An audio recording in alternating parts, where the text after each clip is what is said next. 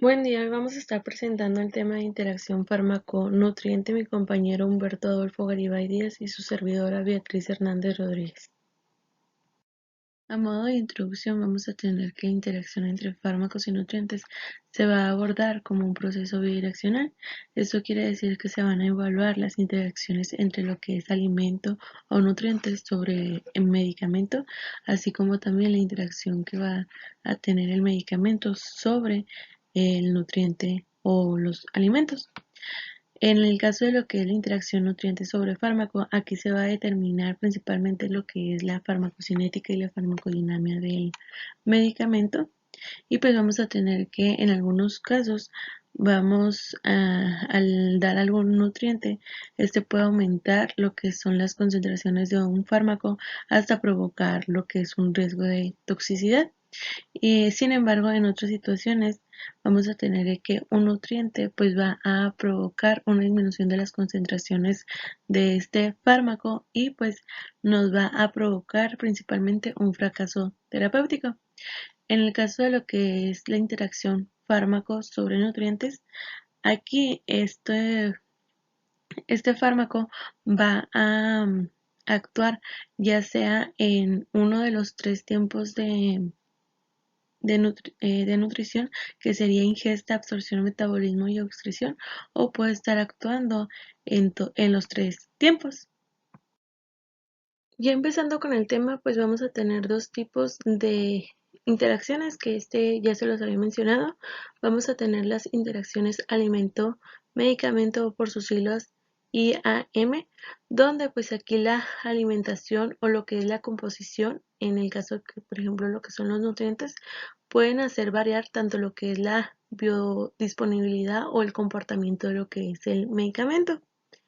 Y el otro tipo pues sería la interacción del medicamento-alimento o por sus siglas IMA, donde aquí los medicamentos pueden modificar tanto lo que es la absorción o el metabolismo y la eliminación de estos nutrientes.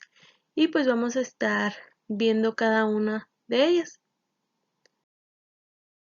Antes de iniciar con cada una de las interacciones, va a ser importante mencionar las poblaciones que van a ser más sensibles o que van a correr más riesgo de tener estas interacciones entre fármaco y alimento.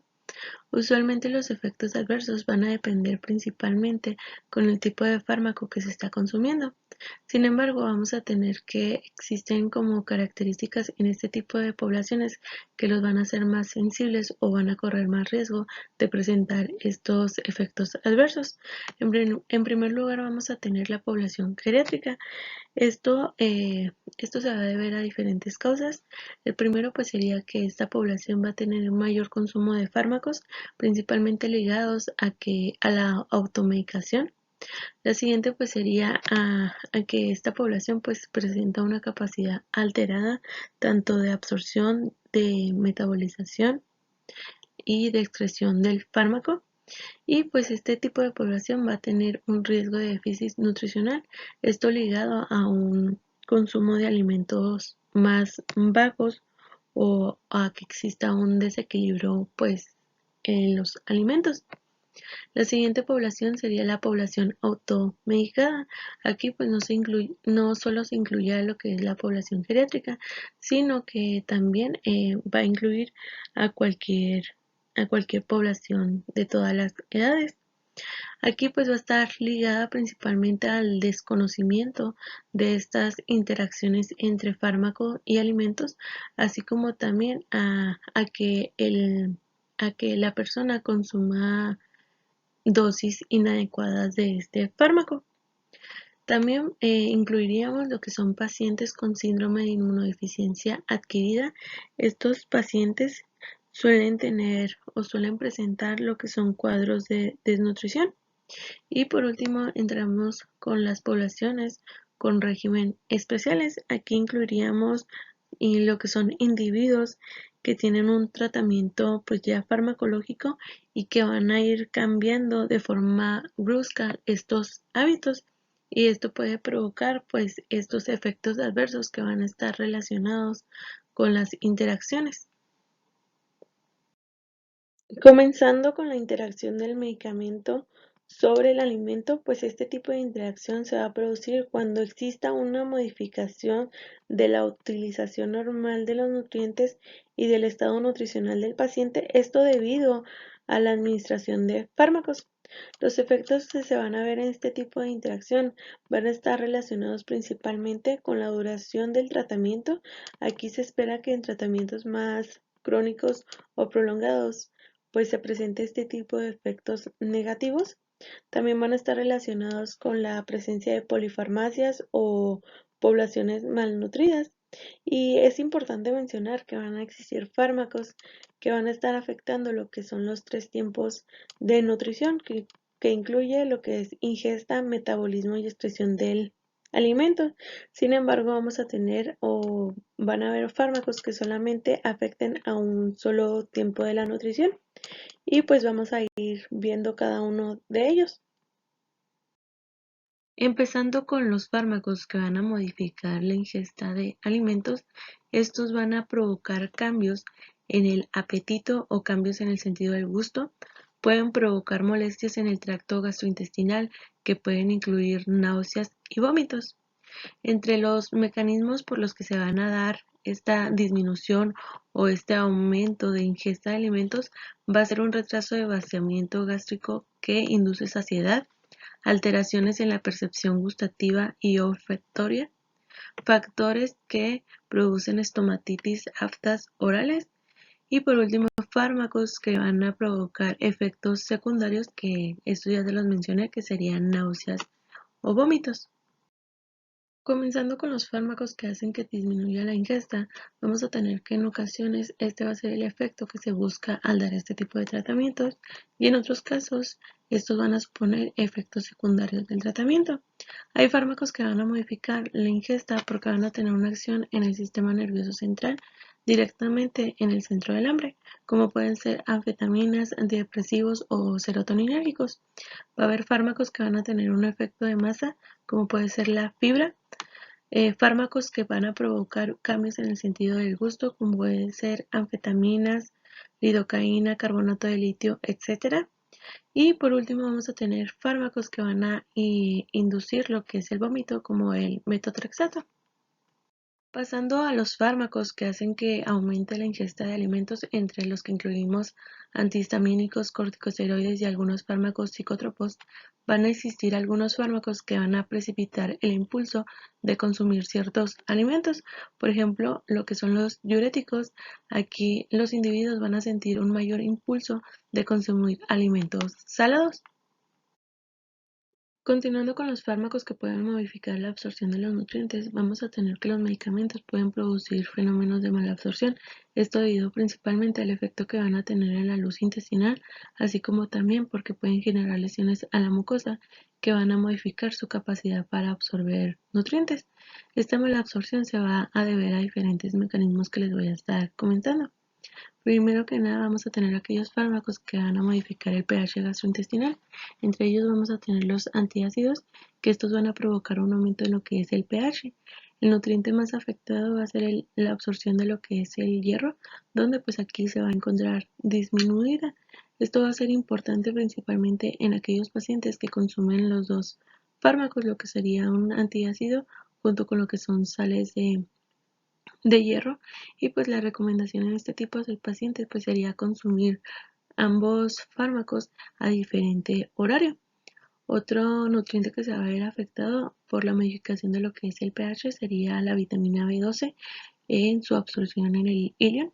Esto va a depender mucho de lo que es el pH.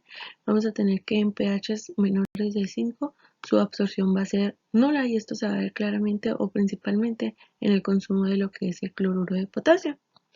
Otro mecanismo sería la formación de complejos y sustancias insolubles.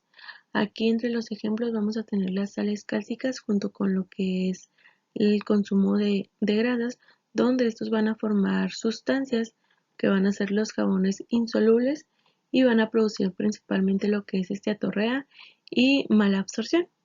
Otra sustancia u otro ejemplo serían aquellos agentes quelantes y resinas, donde estos van a formar complejos con lo que es ciertos minerales y van a provocar que que disminuya la absorción de estos. Los antibióticos también van a tener un efecto, van a formar complejos con el calcio, con el hierro y con el zinc, y pues claramente van a disminuir la absorción de estos nutrientes.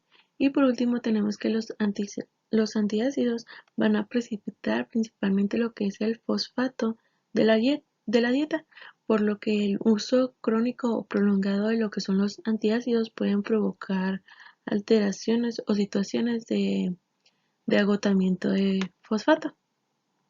Continuando con los mecanismos, vamos a tener aquellos fármacos que alteran la motilidad intestinal, en lo que incluiríamos laxantes y purgantes, donde estos van a aumentar la motilidad intestinal y van a provocar una disminución en la absorción de algunos nutrientes como la glucosa. Estos pueden producir lo que es esteatorrea, así como también van a provocar una disminución en la absorción de lo que es la vitamina K. Después vamos a tener aquellos fármacos que actúan sobre las secreciones gastrointestinales y algunas enzimas, como pueden ser los hipocolesterolemiantes, que estos van a actuar principalmente a nivel de la absorción de lo que son los hidratos de carbono y lípidos y vitamina K. Otros medicamentos que van a secuestrar las sales de biliares, como lo que es la neomicina, que aparte de tener este efecto en las sales biliares también va a tener una interferencia en la actividad de lo que es la lipasa pancreática, pueden provocar esteatorrea. Aquellos fármacos que producen un daño o lesión en lo que es la mucosa intestinal pueden modificar ciertas enzimas, principalmente en lo que es el borde en cepillo, así como también en el transporte de algunos nutrientes. En este mecanismo suele observarse una mala absorción general principalmente, y entre los fármacos que pueden provocarlos, pues encontramos lo que son los laxantes, así como también lo que es la neomicina, que pues va a verse una disminución en la absorción de macronutrientes, así como también sodio, potasio y calcio. También encontraríamos lo que son el consumo de tetraciclinas, va a producir una mala absorción, esto provocado o va a estar generado ya que va a producir un daño directo a lo que es la mucosa. Y por último tenemos aquellos fármacos que provocan un bloqueo de receptores específicos de la mucosa, donde encontramos lo que es la calcicina, donde aquí se va a generar principalmente lo que es esteatorrea y una mala absorción de lo que es vitamina B12, fármacos como la sulfasalina, trimethoprim y pirimetamina, que estos pues van a ser inhibidores competitivos en el transporte de folato, que va a provocar una disminución del consumo una disminución de la absorción de folato. Fármacos como lo que es el haloperidol va a provocar que aumente la absorción de lo que es el hierro y en algunos casos se va a provocar la hemosiderosis. Después tenemos aquellos fármacos que pueden modificar el transporte de algunos nutrientes, en el que entrarían el ácido acetil salicílico, que puede disminuir los almacenes de vitamina C de los leucocitos y puede afectar los receptores de estos. También entrarían fármacos como fenobarbital y la carbamazepina, que pues van a ser capaces de desplazar lo que es la biotina y pues va a interferir en el transporte de lo que es esta vitamina en el plasma y también en la excreción renal.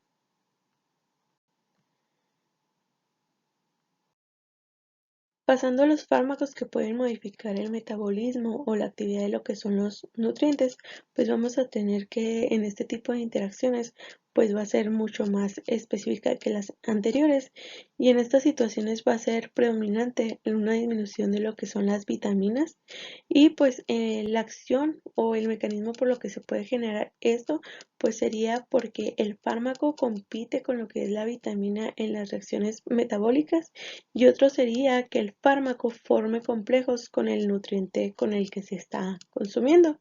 Y vamos a ver algunos ejemplos. Comenzando con lo que es la vitamina B6, vamos a tener fármacos que van a modificar la actividad de esta. Empezando con lo que es la penicilamina, vamos a tener que este va a formar un derivado inactivo, y en pacientes que sean tratados con este fármaco van a presentar sintomatología de insuficiencia de vitamina B6. El siguiente pues sería la L-Dopa. En estos pacientes van a presentar problemas neurológicos y también de comportamiento relacionados con una deficiencia de vitamina B6. Y por último vamos a tener la isoniazida. Esta va a formar un complejo con lo que es la vitamina B6 y va a provocar que no se pueda utilizar y por ende pues una deficiencia de vitamina B6. Pasando a lo que es el folato, pues en este entraría lo que es el metotrexato, que va a provocar lo que es una mala absorción de folato. Asimismo va a alterar el sentido del gusto por el folato, va a producir aftas orales y puede ocasionar en algunas ocasiones lo que es una hiperuricemia.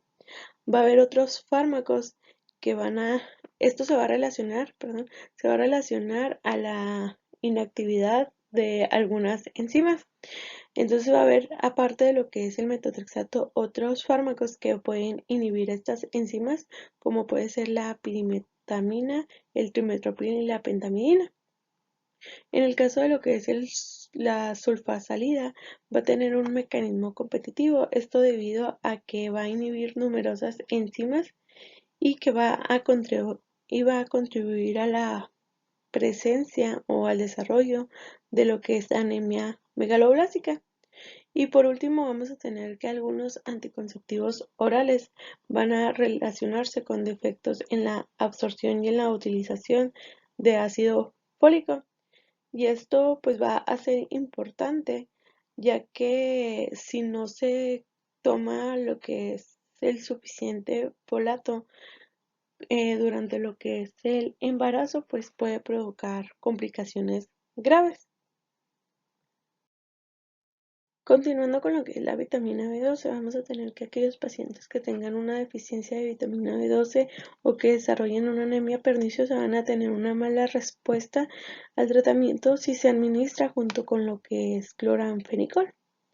Pasando a lo que es la vitamina D, vamos a tener aquí principalmente que la asociación de estos dos fármacos, que es la rifampicina y la isoniazida, que van a ser fármacos para tratar lo que es la tuberculosis, van a provocar una alteración en el metabolismo de lo que es la vitamina D, a diferencia de si se administran por separado. También otros fármacos que van a provocar alteraciones pues serían los anticonvulsivantes. Estos fármacos van a provocar o van a acelerar el metabolismo de la vitamina D en el hígado.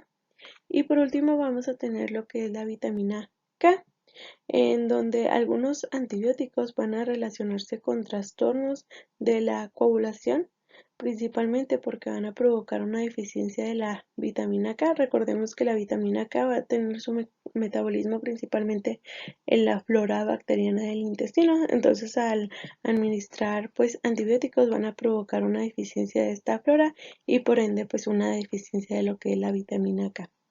También algunos anticoagulantes cumarínicos, pues estos van a ser antagonistas de lo que es la vitamina K y pues van a provocar alteraciones en su metabolismo. Continuando con los medicamentos o fármacos que van a modificar la excreción urinaria de los nutrientes, vamos a tener que un desplazamiento de un nutriente de su propia proteína transportadora al plasma va a provocar un aumento de la excreción urinaria, ya que se va a favorecer la filtración renal. La asociación entre lo que es aspirina y folato va a provocar que se dé una eliminación, aparte de lo que es el folato, una eliminación de lo que es el triptófano. Fármacos como antidepresivos, antihipertensivos, tuberculostáticos o inhibidores de la monoaminooxidasa van a provocar que haya una eliminación urinaria de la vitamina B6. Y por último vamos a tener que los diuréticos se van a ver deficiencias de lo que es calcio, magnesio y zinc. Esto debido a la hipersecreción que va a provocar esto. También vamos a tener que en estos medicamentos, excepto en lo que son los ahorradores de potasio, se va a ver un aumento de lo que es el aclaramiento plasmático de potasio. Y esto va a provocar que en pacientes que aparte de consumir diuréticos, pues consuman digitálicos, puedan desarrollar lo que es una hipopotasemia que pues va a provocar principalmente irritabilidad del miocardio. Teniendo en consideración el consumo de diuréticos, principalmente en ancianos con una nutrición por sonda y dieta hiposódica, esto va a provocar una disminución en lo que es las concentraciones de sodio que puede provocar la hiponatremia. Esto va a ser importante ya que la sintomatología pues va a generar lo que es confusión mental y en algunos pacientes esta hiponatremia pues se va a dejar pasar porque se va a pensar que van a ser alteraciones que van a ser normales a esta edad.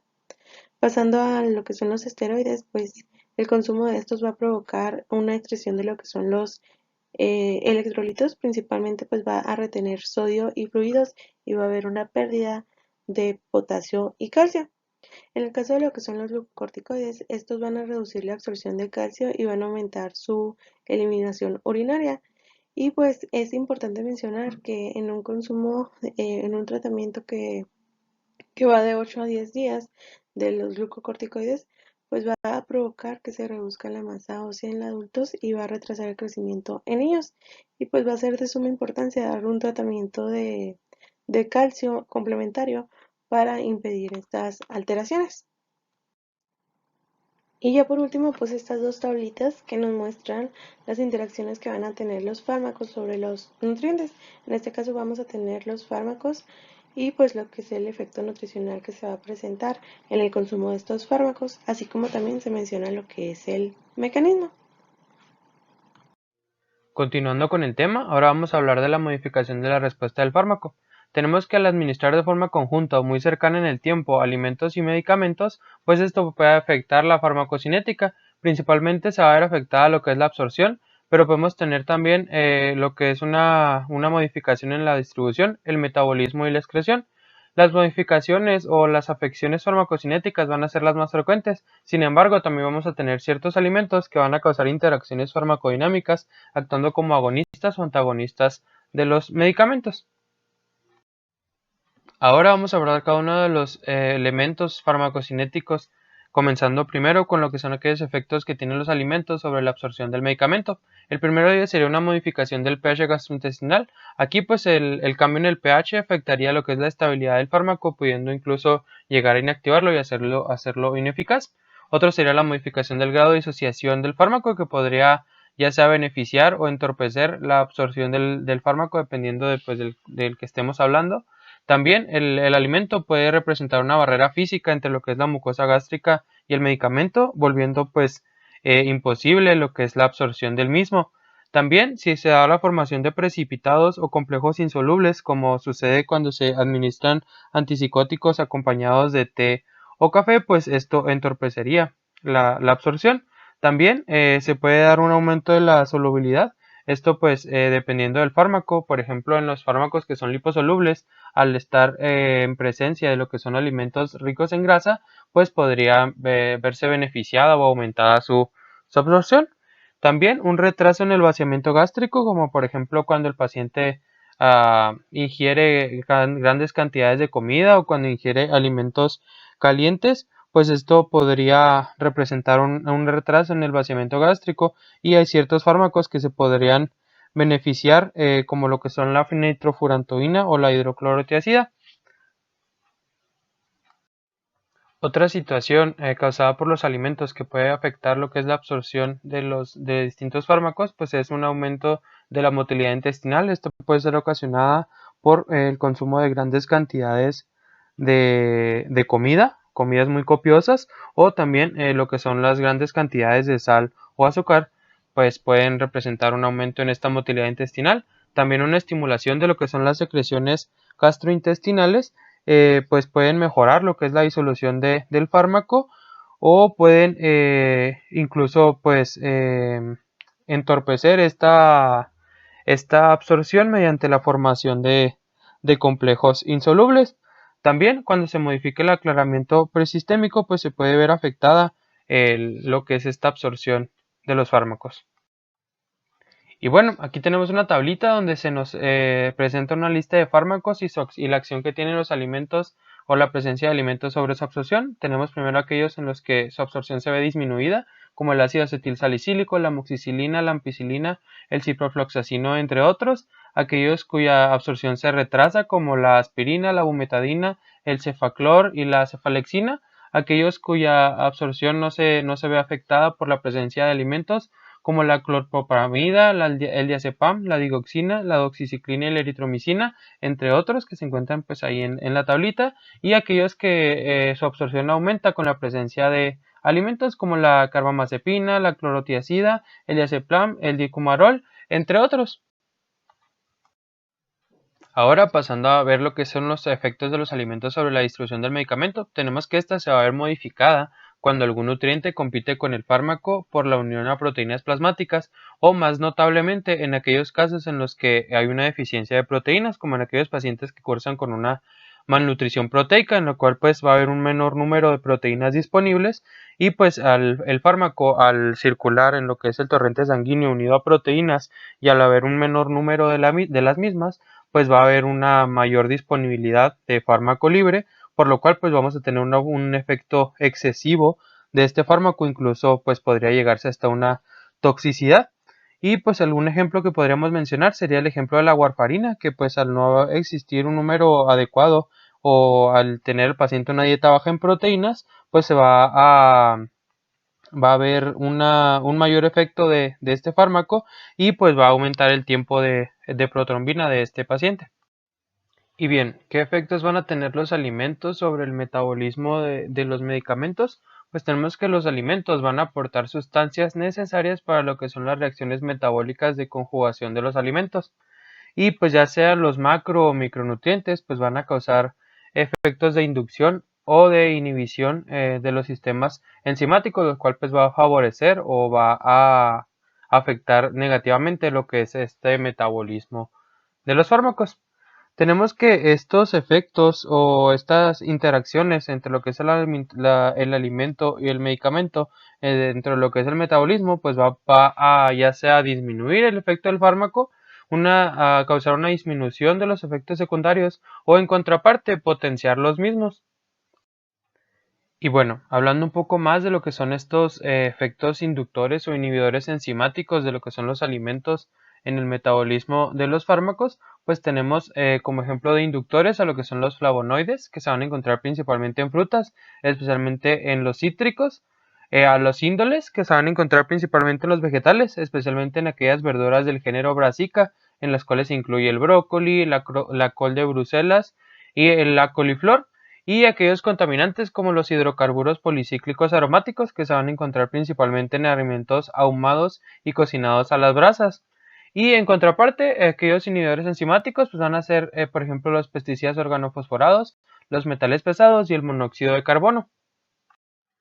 Ahora, hablando del último paso de lo que es la farmacocinética, pues vamos a hablar de los efectos de los alimentos sobre la excreción del medicamento. Tenemos que la acidez o la alcalinidad de la orina pues van a condicionar esta excreción renal de los fármacos, y pues todos los alimentos van a tener la capacidad de modificar este pH de la orina, ya sea potenciando o disminuyendo los efectos de algunos fármacos.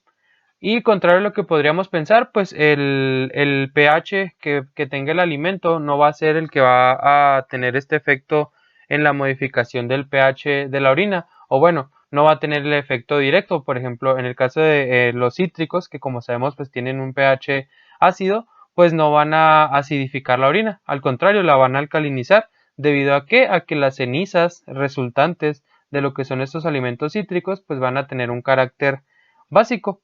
Y pues aquí tenemos una tablita en la que se nos presentan distintos alimentos, y ya sea aquellos que dejan un residuo ácido y un residuo básico. Tenemos por ejemplo dentro de los cereales como el maíz, el pan, los bizcochos, las galletas y las pastas alimenticias. Estos van a ser alimentos que van a dejar un residuo ácido. En el caso de los huevos también van a tener un residuo ácido.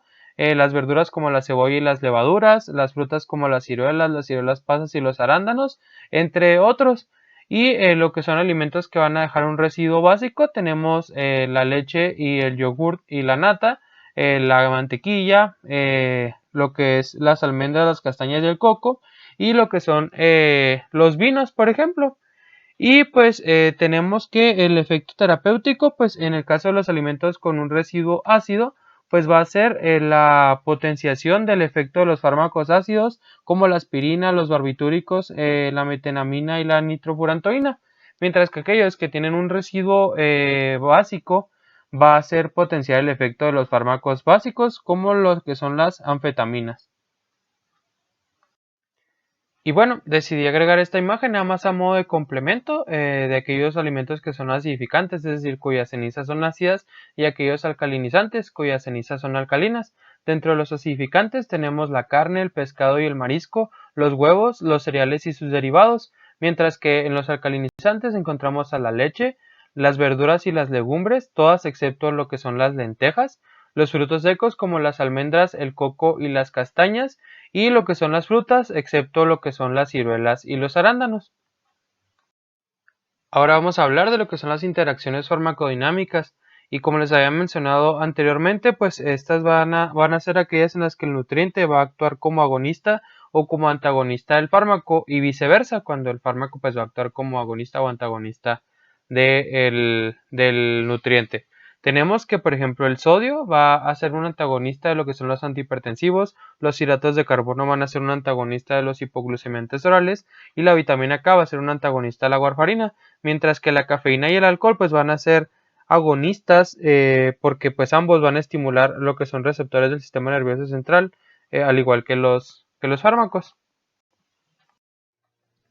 Y bien, una vez que ya vimos los efectos que tienen los alimentos sobre la farmacocinética y farmacodinamia, pues podríamos deducir dos cosas: que lo más conveniente sería administrar el fármaco con el estómago vacío y acompañado de un volumen suficiente de agua, lo cual nos daría las mejores condiciones para la liberación, la disolución y la absorción de la mayoría de los fármacos. Sin embargo, pues eso tiene una excepción. En aquellos fármacos que tienen una como característica que son muy irritantes de la mucosa gastrointestinal, pues se requiere que sean administrados junto con alimentos, esto pues para disminuir este efecto adverso de irritación.